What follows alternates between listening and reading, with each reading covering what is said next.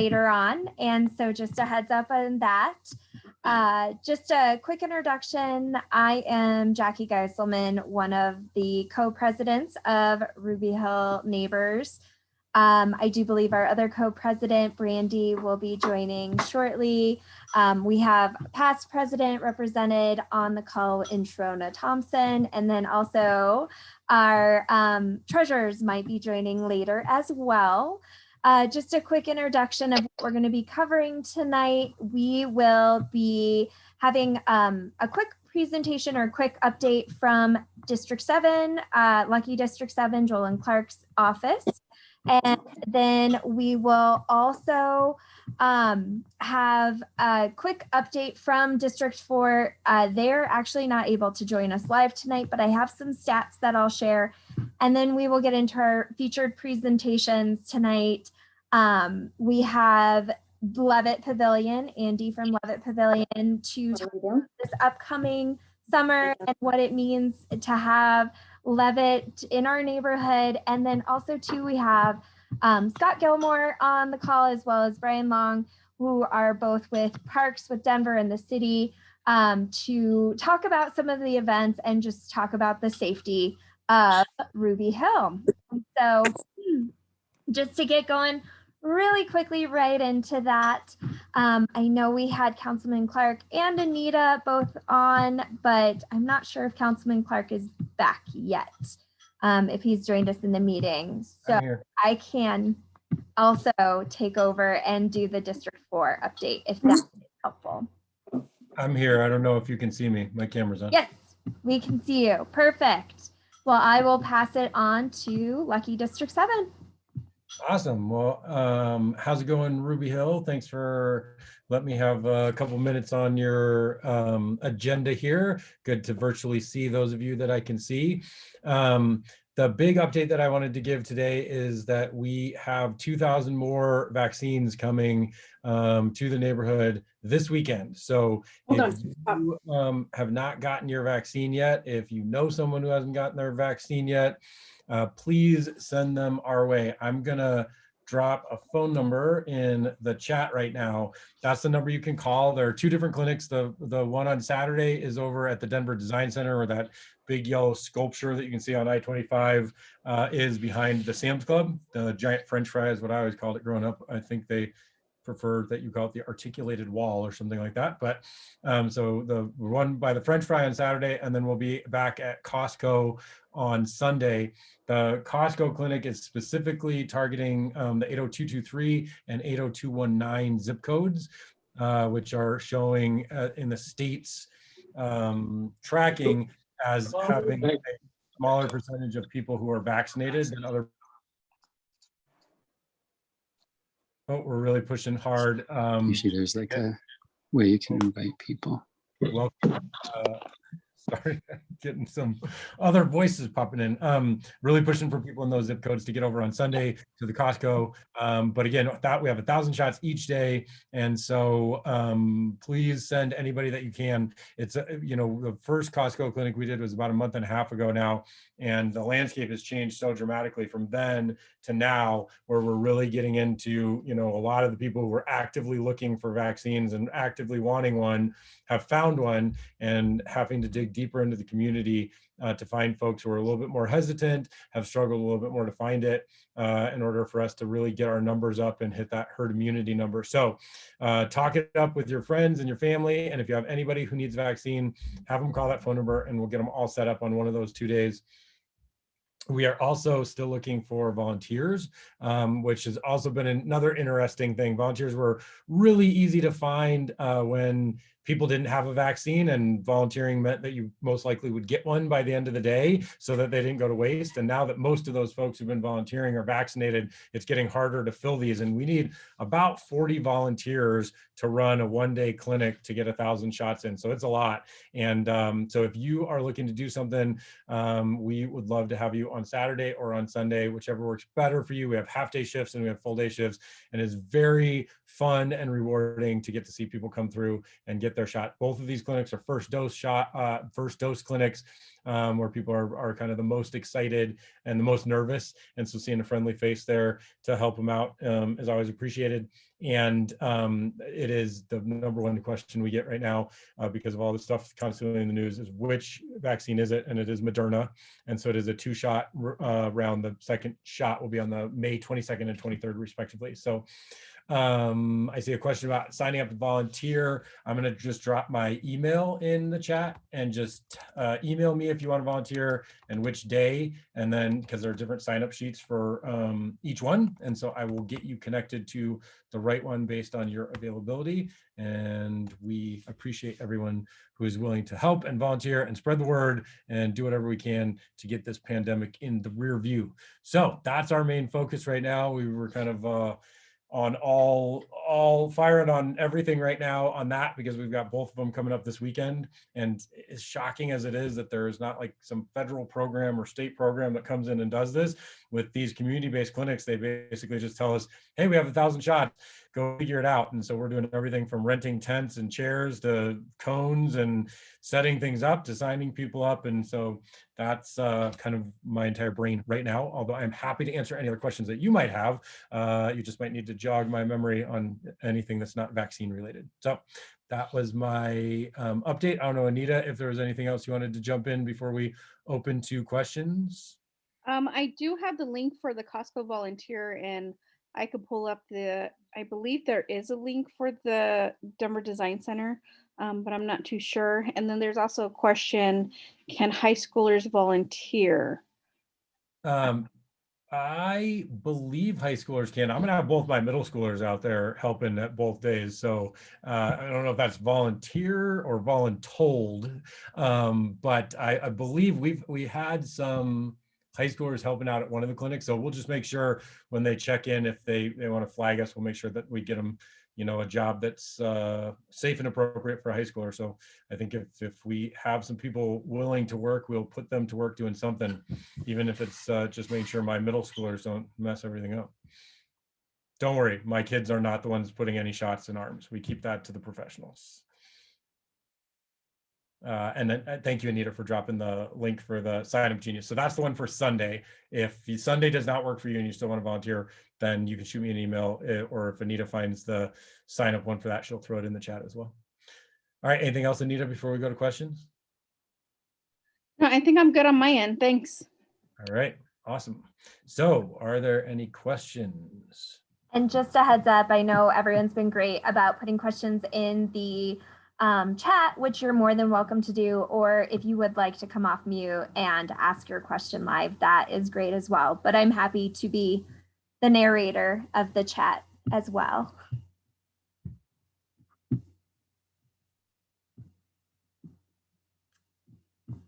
I am not seeing or hearing anything, but as that comes up, if there is anything, I am going to jump over to the email from the District 4 Police Department just to give you a couple stats about what's going on. Thank you so much, Jolyn, for helping out with the community and just helping promote these clinics and getting our community vaccinated. One thing too that is just to be known is our part of Denver was really hit hard and is a prominent area that does need access to these vaccines. So one of the things we had talked about in discussing with volunteers and even just getting folks signed up is if you have neighbors who maybe aren't tech savvy, who maybe don't have access to internet or aren't comfortable getting online, getting an appointment, it's a phone number. These are really, really great opportunities for them. But if you can help us spread the word and get the word out of that everyone is able, 16 and up is applicable for vaccines now. So please. Oh, well, Moderna is only 18 plus. 18 and up, sorry. These two clinics are 18 up, but you're right, 16 for Pfizer. Perfect. These ones we have Moderna both days, so. But sorry about that, but yes, so that said, there are no other restrictions. So just so you know too, just real quick, it's Scott Gilmore. I have a 16-year-old, so it was a real struggle for me to find the right place. if you log on to the Ball Arena, the Ball Arena is only Pfizer. So if you have a 16 or 17-year-old, you can go and register at the Ball Arena. It's pretty easy. It's pretty open right now. There's vaccinations that are available a day or two out. And so that would really help. I know it was really good for my daughter to be able to get vaccinated, her first shot. So just to Awesome. FYI. Thanks, Scott. That's good to know as well. And yeah, again, just hoping to get the word out the best we can. So if you do have neighbors, if there is anyone who can benefit or anyone you can help with, not Scott in general, but anyone listening or seeing this recording, we really want to help promote this for our neighborhood. And again, feel free to continue to ask questions in chat or hop off mute. I am really quickly just going to read these stats from District 4. I will let you know that their resources were reallocated tonight. And so they are happy to respond to any questions that might come up. Just know I probably am not the best person to answer those questions, but as the usual, Officer Chavez and Officer Anderson will typically tell you what's going on in our neighborhood. Burglary did go from 14 reported incidents up to 16 reported incidents. So that is an increase of 14%. Larceny went from 10 incidents to 25 reports. So that was a pretty significant increase of 150%. Theft from motor vehicles went from 14 to 22%. And then motor vehicle reports went from 21 to 43. So another significant increase from 104 to 104%. So if I can, more than likely just speak for them to parrot what I hear them say in every one of our meetings is just be diligent with not leaving your car running in front of your house. To quote them, that is illegal in Denver, so please don't do that. Also, another thing is to make sure if you have the ability to leave lights on, security lights are always helpful as well.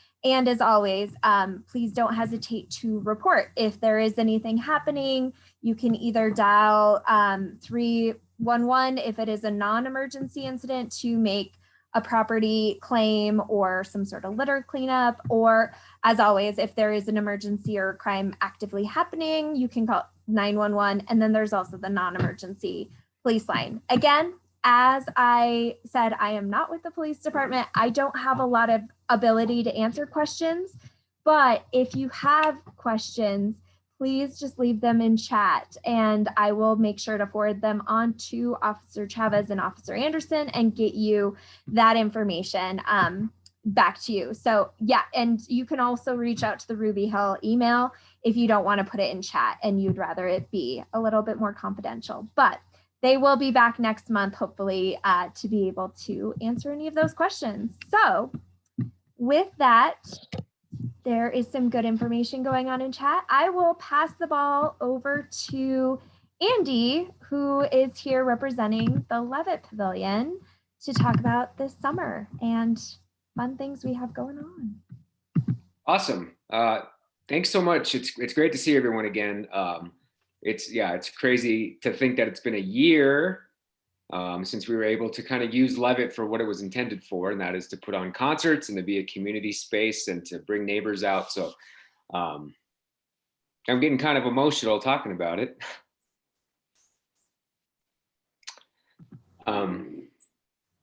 Yeah, sorry, that hit me kind of weird.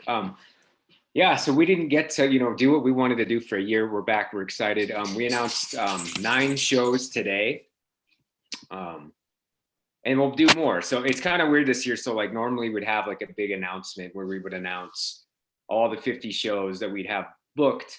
And this year, because of the pandemic and just, because of everything that the touring industry is kind of behind and figuring out if they can get artists out, and we're kind of like accepting them as they get on the road. So, but we did announce 9 shows, and I'll just go through them real quick and give you a little rundown. So May 14th, we launch with Pimps of Joy Time with Kalendo. Kalendo is Janelle May's guitar player. He's actually doing some stuff in elementary schools in Denver.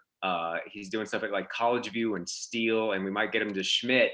So he was doing all this kind of educational work, and he happened to be in town. So we got him on that show. And Pimps of Joy Time are kind of like a funk band, so that'll be a fun one. Saturday, May 15th is Rock de Mayo. That's our friends in Izcalli. Our friend Miguel, he kind of puts on this big thing. He's done it at Mile High Flea Market in the past, but that's mainly local artists, some Spanish speaking bands, but just, you know, all local bands that he's friends with. So that'll be a fun one.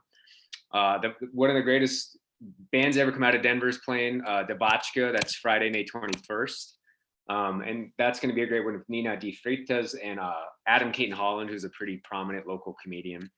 And then Sunday, May 23rd, and actually on Debachka, the next day, if that one does really well, there might be a second one. So know that. And that's kind of a behind the scenes fact, but there might be 2 Debachka shows depending on how they do. And then Sunday, May 23rd is Central City Opera, which we've never had opera before. I actually grew up in Central City and used to work at a candy store like around the corner from the Central City Opera House. So that was something I kind of helped set up, and you know, we hopefully won't get any noise complaints on the night of the opera, but those, I don't know, they can belt it out quite a bit, so you never know.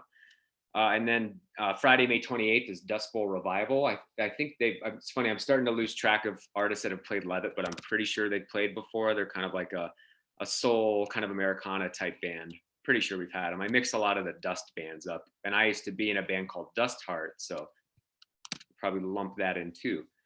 Saturday, May 29th is Joe Hertler and the Rainbow Seekers. He's played Levitt before. That was a really fun show. May 30th is Mike Love. He's kind of like a reggae act.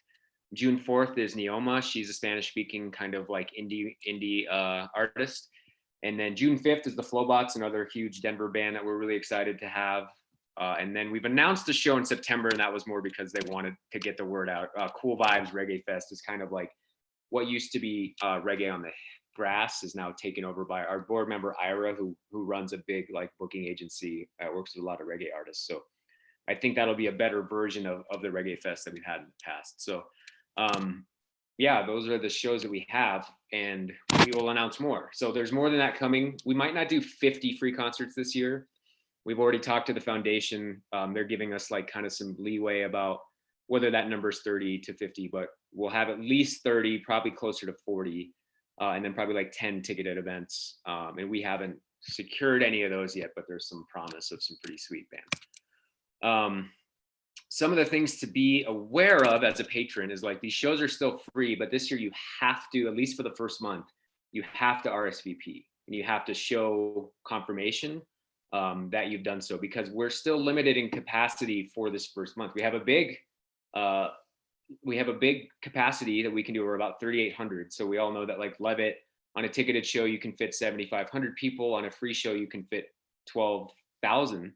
So we're right kind of in the middle there at 3,800 to start. And we're checking, you know, environmental health in the city and in the state. We're very, you know, concerned about restrictions and making sure that we're in line with those capacity restrictions, but we keep hearing that those could change. So right now we're going to be safe, and we're going to have people sit in 4-people pods. So this Friday at 10 is the first time to kind of reserve those pods. And something that's a little different probably from what y'all are used to is basically, I think we used to have a VIP section that was right by front of house. So that's going to shift a little bit in line with social distancing, where VIP is going to be basically that lower bowl.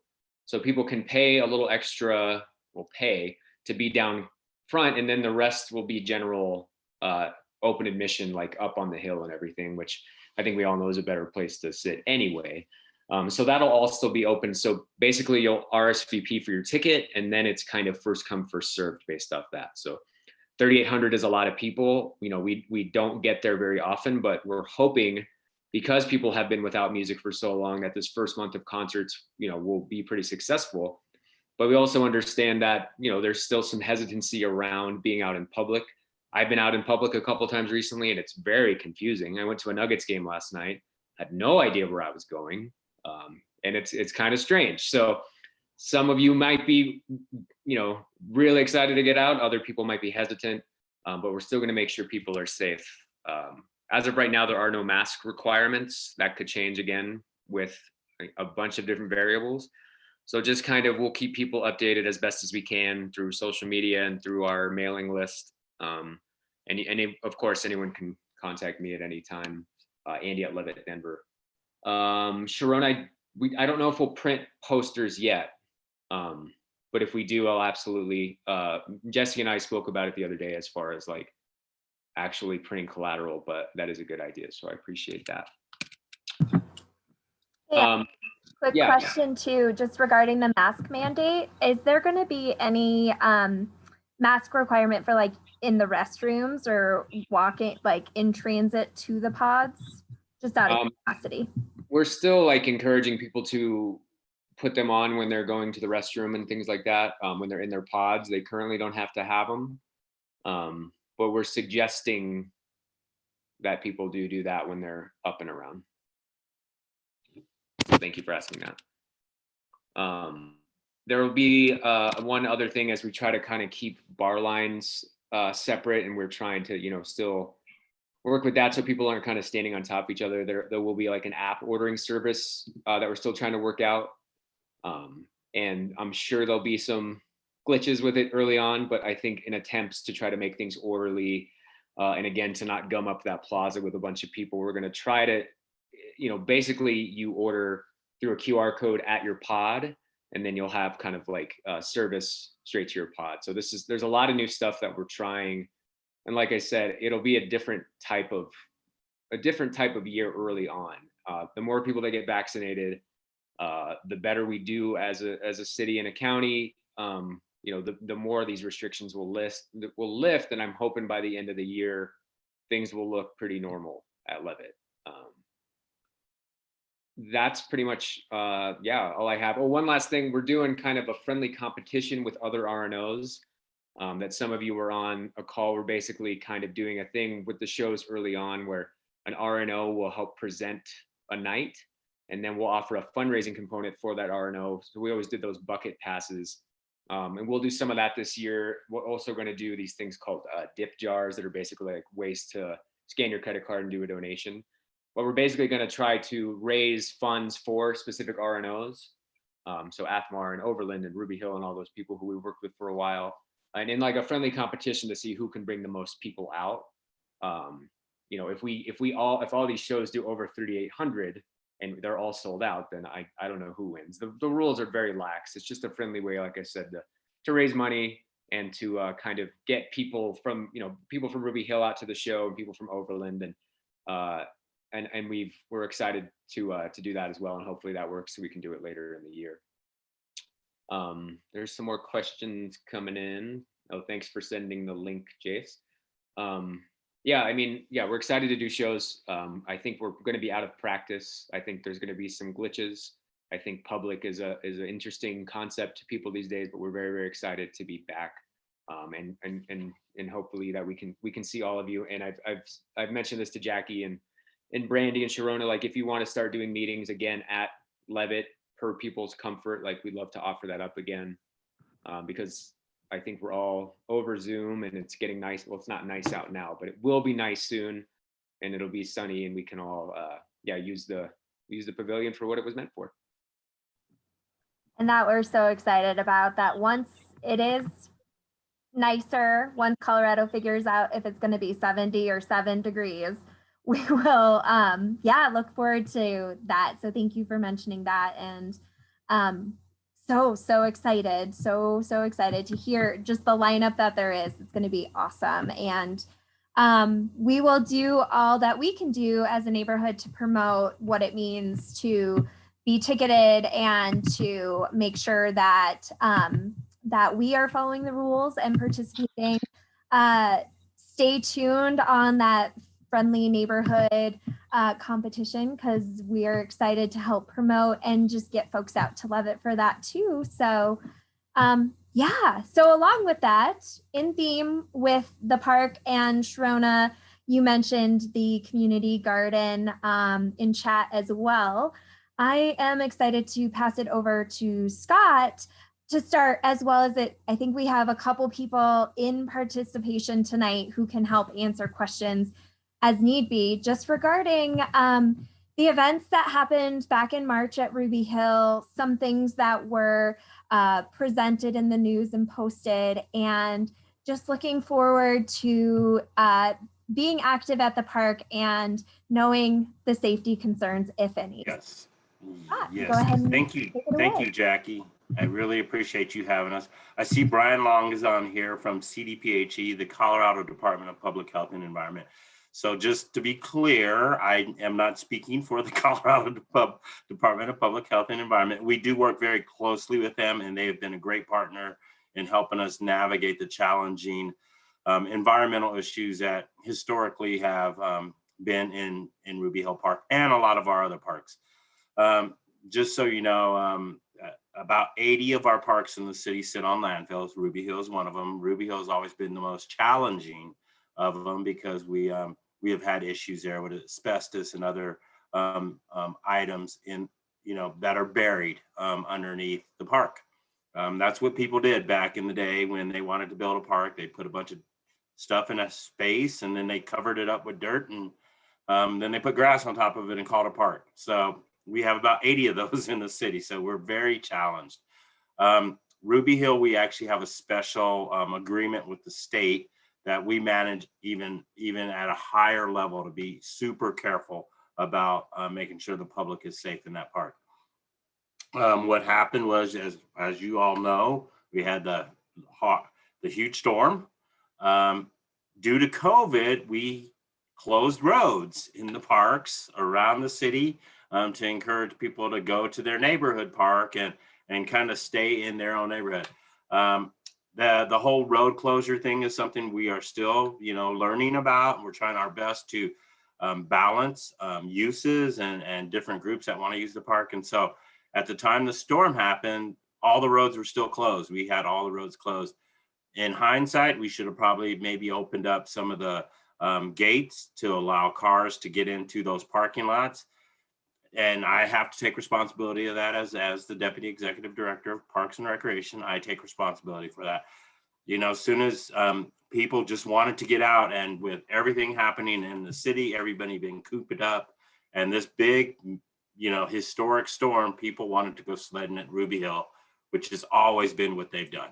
So understand that, and just, my staff drove by and saw that people were driving around the gates and driving in there and parking wherever they could in the park. And so we actually addressed that pretty quickly. We jumped on that, but by that time there had been some damage to the turf in 4 or 5 areas. And immediately the following day, we did report that as a Parks Department. We first called DDPHE, the Denver Department of Public Health and Environment, who contacted Brian Long at CDPHE. Immediately, we did fence off all those areas, and we put in some silt collection barriers to make sure that none of the runoff was going to go into the storm drains, try to minimize any runoff into the storm drains. And we actually, DDPHE and CDPHE have been evaluating the site. Just so everyone knows, nothing has been found at this time. No, we call it rachis, which is basically pieces of asbestos that might have been brought up. Nothing at all has been found at this time. And so we actually, with Ruby Hill, we are uber super careful, because I've had to go down and basically present to CDPHE numerous times at their state office, and that is not a fun thing to do, to try to justify or try to discuss with them why we violated environmental laws or did something wrong. So I do not want to have to do that, and so we are very, very careful about what we're doing at Ruby Hill. I don't know if who was just on from Levitt? Andy was just on. Just so you guys know how serious we take this, everybody in the park that is doing any kind of activity has to go through environmental training. All of the Levitt staff goes through training, and they have to be able to follow the rules, such as no digging in the ground, no stakes, nothing like that. So we take this pretty serious. So we have cordoned off all those areas. Of course, the media saw this and talked about it, and I went out and did a couple stories. So everything is looking good. What we're going to do is we're taking those areas, they've been evaluated. It looks, and that things can change. I want you to understand that something could happen and we might have to remove some dirt or do some things. But at this time, it looks like we can just kind of go over the area, kind of smooth it out, reseed it, let it all grow back in, and we might be okay there. If we do need to do something more extensive, that's what we're going to have to do. And that's the rules that we'll follow, and we'll take the lead from CDPHE and DDPHE on those items. The other thing, since you did mention the urban garden, and as soon as I get done, I'll let you guys speak to that. We wanted to be, like I said, super careful. We did actually go anywhere there's been construction in that park. I just want you to understand, when we do construction in that park, we go in and we remove the dirt, and then we bring new dirt in, and then that's where we construct. So it's very, very clean. That is what happened back in 2010 when we built the urban garden. We brought new dirt in, we removed any dirt, brought new dirt in, and then we built the garden there. But just to be safe, we did have the garden area tested. CDPHE has a document that shows that it's been tested. Everything is fine. Everybody can go garden and feel very safe about it. I did have a meeting with Denver Urban Garden leadership, and we talked about this issue. And so I think we're looking pretty good. I just definitely wanted to come on as the head of the department and make sure that I can answer any questions that you have. Just like I said, just so you know how serious we take this, as a city, to actually, Brian knows as well, they've actually helped us do this program. Within Parks and Rec, as you heard, we have about 80 parks that are on landfills. So when you're digging in these areas, when you hit something, say you hit a brick, you're digging and you hit a brick that might be from an old house or something, or roofing or panels from, like a ceiling, you have to stop immediately. You have to call DDPHE, the Department of Public Health and Environment. They need to send somebody out called a CABI, a certified asbestos building inspector. That person evaluates the dirt and what's in the dirt, and then they will either say, okay, we need to stop, we need to do some remediation or do some things. We might need to call CDPHE and get a better evaluation. So in the city and county of Denver, about 6-7 years ago, we had 2 inspectors for the whole city, and they both work for DDPHE, for the Department of Public Health and Environment, because we have so many sites that are impacted by these environmental issues. We actually worked with DDPHE and CDPHE to create our own program within Parks and Recreation. We actually had 7 people trained to be cabbies, and we've created our own internal team. So when we're out planting trees in Ruby Hill or somewhere else, and we hit something, we can have somebody on site to make sure that we're doing it correctly and we're keeping the public safe. So that's one of those things that like I said, we are trying to be above and beyond anything that is required of us, and making sure that CDPHE is aware of everything that we're doing, and just trying to keep everybody safe, because we know as stewards of these properties and of these lands, our job is to keep the public safe. So that's what I have. Any questions? Awesome. I really, Yes, please, Rhonda, Ronald, no digging in the park. we really appreciate your time. And I saw Brandy hopped on too, so I think she might have a question, but just really quickly, I know you mentioned currently everything looks safe, but understanding it could change. And so in the event that there is some sort of mitigation that needs to happen, what would those areas, how are those areas going to be cordoned off, just so we can make sure our neighbors are all safe while they're participating at the park? So right now, everywhere that there was any issue is cordoned off. It is all fenced. We actually spent $24,000 on fencing to fence off all those areas to make sure we keep the public safe and keep the public out of those areas. We checked. I just keep seeing the cat jump up there. So.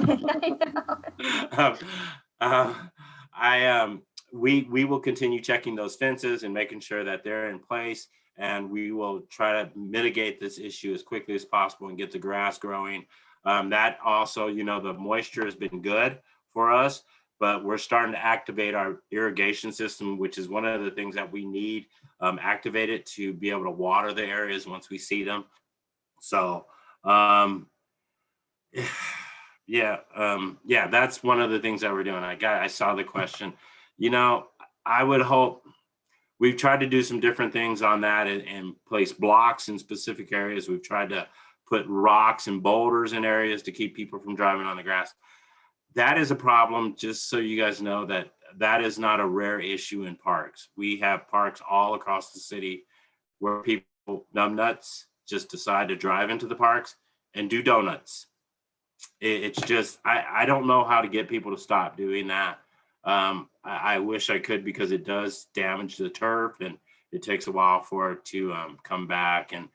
And at Ruby Hill, if we have that happen, we have to, and the dirt is exposed enough, we end up having to call DDPHE, who has to call CDPHE, and we have to evaluate the site, and we might have to, do something to mitigate that and keep people out. So Ruby Hill is just a little more challenging to work on. Brian, is there anything that you would like to say and add to that I might have missed?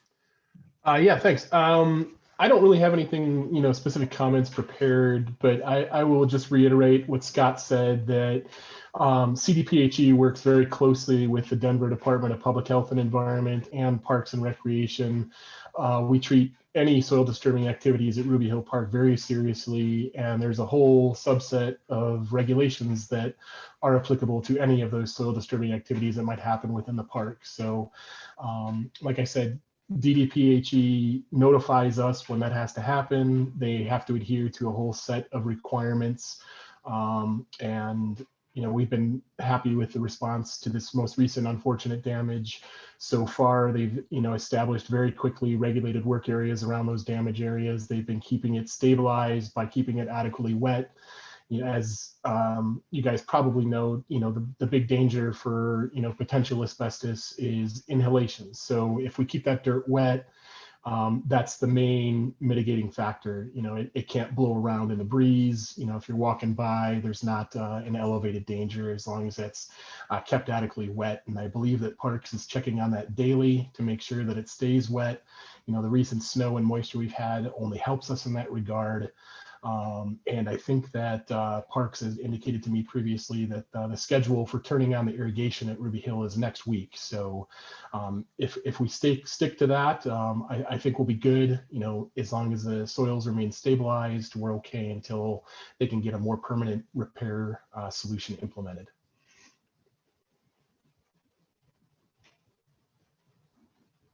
Awesome. There was a question that came through from that March event after the storm. Have the exposed areas been sampled for asbestos? And then also thank you for the clarification of calling 311 if there was an issue with exposed dirt. So that is very helpful. But yes, have they been tested? Brian, I know you and Steve Gonzalez were working on that. So I think DDPHE and Parks are still evaluating how they're going to move forward with the repair. The regulations require a specific amount of removal for areas that are either assumed or confirmed to be asbestos. As of right now, the areas have been assumed to be asbestos containing. To allow Parks to not have to dig out an entire 18 inches over all of that area that's been disturbed, one of the options on the table for them is to do some sampling to do that. I haven't been provided with results of that, but I think that that's the direction that they're going to go in, is do some characterization on those soils to make sure we know what we're dealing with before we implement a solution that might be, somewhat cost prohibitive if there is actually no asbestos there on the surface. So from my understanding, that was, the next step in this is they were going to hire a contractor to do some sampling of the ground surface. And they would provide those results to me and I can review those. Then we base any decisions on, the repair strategy based upon those results. Yes, and I think Steve Gonzalez had gotten a contractor because we don't technically get the contractor. DDPHE gets the contractor to do the testing. So that was his next phase. He has been out there a ton of times and he's definitely been looking and looking for things. And at this time, he has not identified anything, but that doesn't mean that once we do some testing that something isn't found. So like I said, we're trying to be really, really careful and fencing everything off and keeping everybody out to try to get this mitigated as quickly as possible. Andy has been very patiently holding her hand up, her virtual hand. So pass that over to Brandy for some questions. Thank you, Jackie. So I had a quick question about I know we talked a lot about this already, but I've heard from some neighbors, they are assuming the park is closed to people right now just because the entrance at Florida and Osage, I think is what it is, just has the fencing along there. So I have a feeling that neighbors will continue to have questions if the roads remain closed.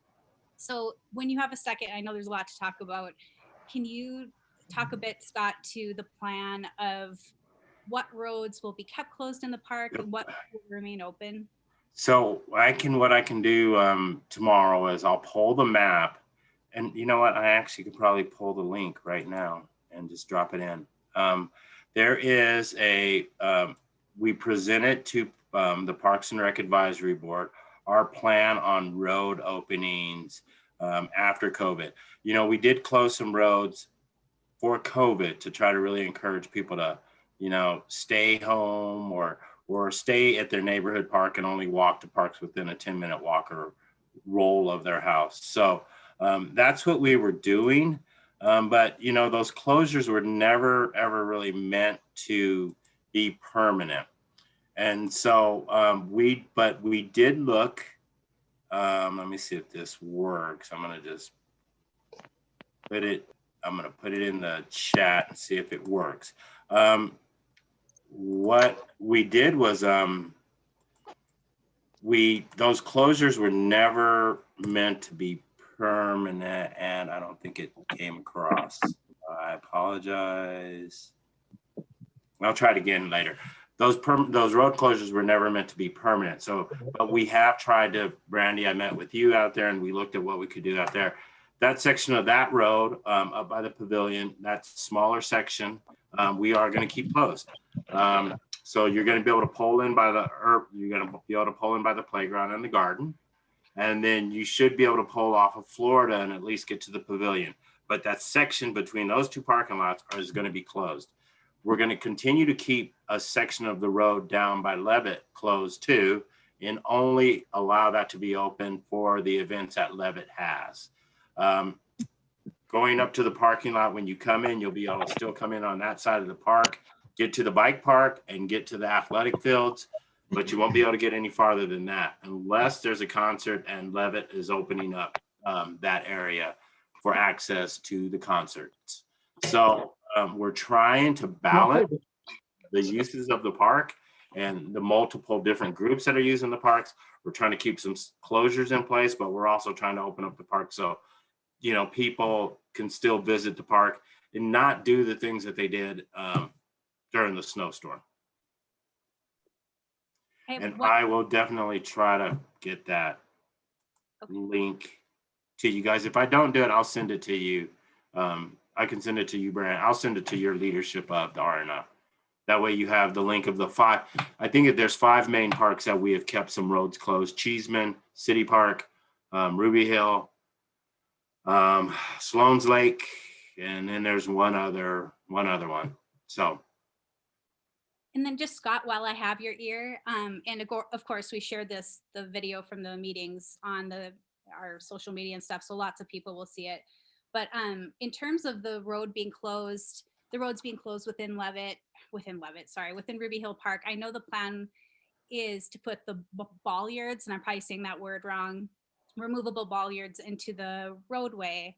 And maybe you guys don't know this yet, but do you have a plan for preventing cars from just, you know, driving on the grass around them? And again, that could be a future thing that needs to get figured out, but I'm curious. Yeah, well, what we're gonna have to do is probably put the bollards in the road, and then we're gonna have to put some big boulders on the side to really kind of discourage people from going around.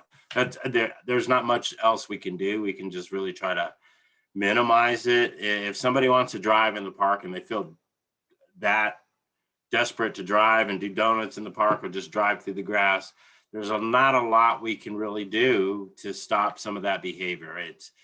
It's sad to say that, but that's what happens. And like I said, it's not a rare occurrence for it to happen in the parks across the city. So sad to say, and it's one of the things that we just have to deal with on a daily basis. We come out every day. There's a park that somebody has driven to. You find beer bottles smashed, and then there's donuts in the park. And we can't be everywhere. And at night, the parks are supposed to be closed, so we really don't.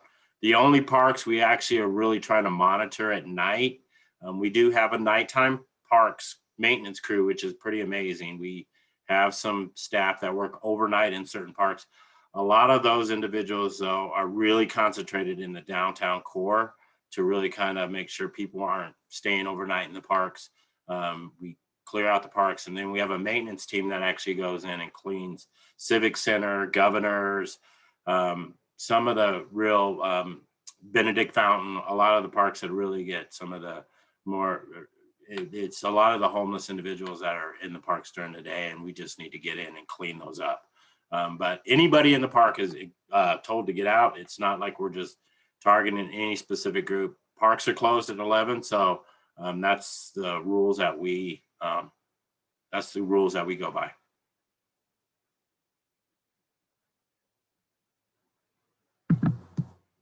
There was one. Jay's asked is, yeah. Go ahead. Yeah, I mean, we're going to do the best to design barriers to keep people out of the parks. But like I said, we can try to get some boulders. When we need boulders, what we do is we get them from the mountains. We have our staff go up and pick up a bunch of huge boulders out of the mountain parks. We have free boulders that we can bring down. And so we go up and get a bunch of big boulders and we place them in areas. And we've done that in numerous parks, and we've done that for Ruby Hill. So we'll just have to come up with a plan to really try to discourage people from driving in the grass. Change is hard for people, and so all these little things that we try to make a difference, they want to continue doing the things that they've always done. And so when you do make a change, no matter how small, they want to continue doing what they historically have done. So we've just got to keep trying to educate people and do the best we can. Yes. And I even put my phone number in there. If you want to text me, I've never, I answer my phone, I'll respond. If you see something happen, a lot of times you can call 311, but that kind of gets bogged down. I'm not supposed to say this. It kind of gets bogged down into the 311 system, and some of those calls get lost. If you don't get a response, you can always text me, and I will send it to either the staff or the rangers, and we can get someone to respond pretty quickly. And if need be, I could actually contact DPD. Commander, who's the commander? Fleet. Commander Fleece. I can always text him pretty quickly, and he'll respond to me pretty quickly too. So if there's something that I need to address, don't hesitate to text me or even call me. I'm fine. We do appreciate you sharing that. That is an awesome resource. And I do think it's just because of Ruby Hill being the prominent factor in our neighborhood, it is our namesake. We all want to make sure that we are able to utilize it safely. Also want it utilized for the appropriate things. And if there is anything that does require attention, we appreciate all of the resources and knowledge as to how to make sure that it is safe for our community. So one good thing, and Brian's still on here, so he'll hear this. One project I just heard about in the last few weeks, which is pretty exciting. Excel Energy is looking at undergrounding all the lines along Florida. And you guys might have heard about this. They're looking at undergrounding them into the park, which we have to give approval for. So they're looking at undergrounding all their lines, which means that's a domino effect. So that actually means that all the cable companies or anybody that has any lines along that Florida stretch will need to underground all their stuff too. So that means all those power lines, not the big, the big honking ones, but the ones that are right along Florida, those all will be, they are working on undergrounding that as a city and working with Excel to do that. That will actually really clean up the view along Florida. It should be pretty spectacular, but because they're undergrounding, they know that they have to deal with CDPHE and DDPHE to make sure we do it safely. So those are other things that, are part of it. That was the first thing I told them, to make sure that we were addressing that. But that, for me, that's pretty exciting because it does clean that up. What they will do also, though, is the lines. What I've requested is the lines that are there. If there's a street light there, what I'd like them to do is actually take the street light that they're taking the lines off. They'll probably put in a new street light, and I'd like them to put double heads on it. So actually they have one head that's lighting the street and one head that's actually lighting. There's basically a trail right there along Florida that could actually possibly light the trail. So I think it's exciting to give more light to the park, make it more safer along Florida, and making sure that people can safely move through that corridor in the park a lot better. So I was pretty excited about it. Yeah, that's awesome. I don't know if we had heard that yet. So that is exciting news. And the suggestion of the additional light, I think, is wonderful. That is a great suggestion. So if you guys see some work starting to happen, that's probably what it's going to be. It's going to be a little while because it takes a little while to get these things going, but I think they're wanting to get it done this year. Awesome. Well, wonderful. Well, we really appreciate everyone's time tonight. Scott, thank you so much. Well, it was my pleasure. Thanks for having me. I really appreciate it. We really appreciate it. Brian, thank you for your contribution and your input and regarding all of this. I'm just happy to hear, for me personally, but hopefully the neighbors are as well, that Ruby Hill is safe to use and fun activity, safe for Levitt, safe for gardening, all of those good things. I think it's really exciting, and also exciting to hear about progress we're making in keeping the neighborhood safe with some street closures and some preventative matters in that respect as well. So thank you, everyone. I know we're a little past time as well, so I appreciate you all having an evening meeting and taking time out of your night. Any additional closing comments, Brandy? I know you didn't get a chance to introduce yourself, or any other leadership. Ken, our treasurer, is on. Sharona, past president. Any other additional things before we sign off for the evening? Nope, just thanks for being wonderful neighbors, and thanks for supporting me while I'm traveling today. So you're awesome. I was able to put the link to all the maps of the park closures. So there's like 4 or 5 maps, 6 maps of the different roads and parking lots that are closed throughout the city. So that if you have any questions, just give me a holler. Thank you so much. And also too, for those who are watching the recording, I do have all of that down. So we will be including that with in our notes when we post this. So thank you again so much, everyone. Enjoy the rest of your evening. And again, really appreciate all this information, all of this time. It's just an awesome neighborhood. Thanks, guys. Have a great night. Thank you. Thanks, Brian. Thanks for having me. Thank you.